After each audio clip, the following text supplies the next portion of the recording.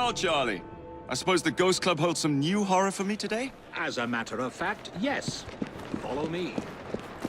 Number 50, Berkeley Square. 4 stories high and branded, "Beware all those who enter." There have been many strange tales of this dreadful domicile. The earliest report of a haunting was said to be the spectre of a small girl who was murdered by a servant. She could be seen at the attic windows, weeping and wringing her little hands in an agony of despair.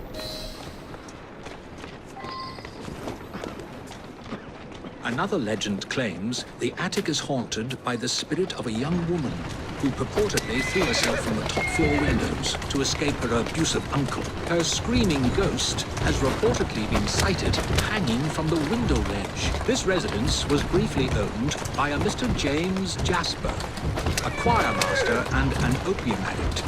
His nephew Edward was betrothed to one of Mr. Jasper's pupils, the fair and delicate Rose. However, Edward disappeared under mysterious circumstances, followed by Jasper himself. Perhaps grief sent him back to the soothing arms of his narcotic mistress.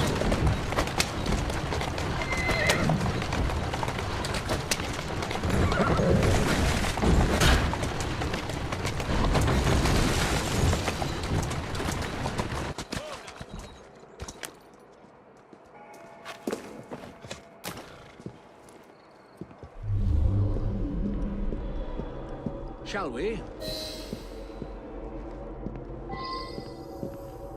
Though this house is vacant, some say it comes alive at night with screams of terror, ringing bells, and slamming shutters.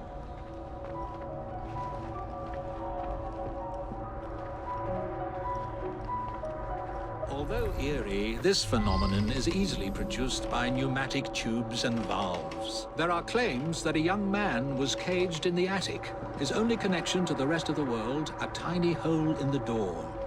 A young man who was reduced to madness by this extreme isolation. The legends all seem to focus on one room in particular.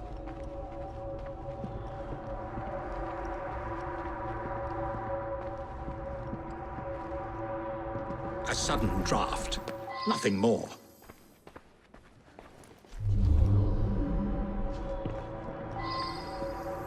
My word. Perhaps I shall wait here while you investigate the source of that laughter, which is not at all unsettling.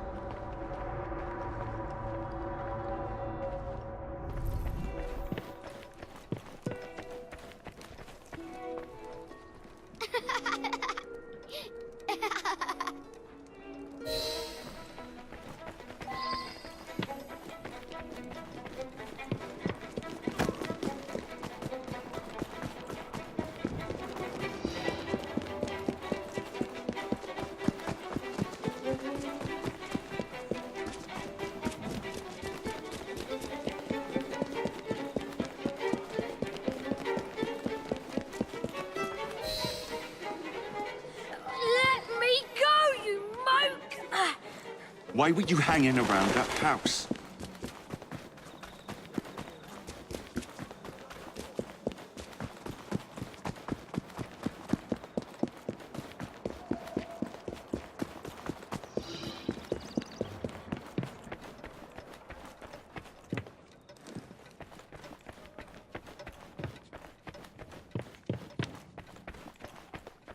I've found a lock, but I haven't located the key. Lucky for you, I've got it.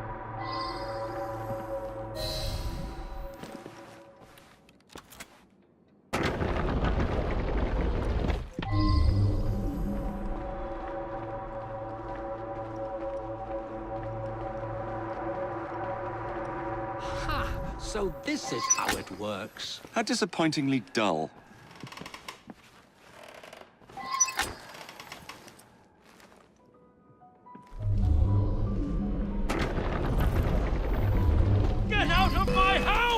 Get clear, Charlie! Good Lord. There was no one whose love for Rosa came near to equaling mine.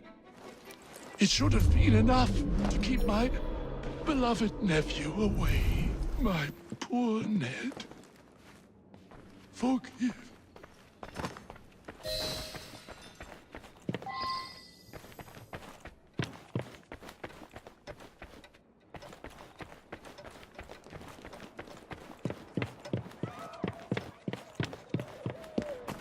Alas, the myth has been discredited.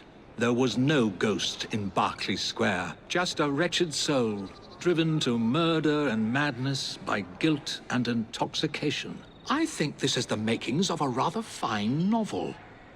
I wonder if I've got one left in me.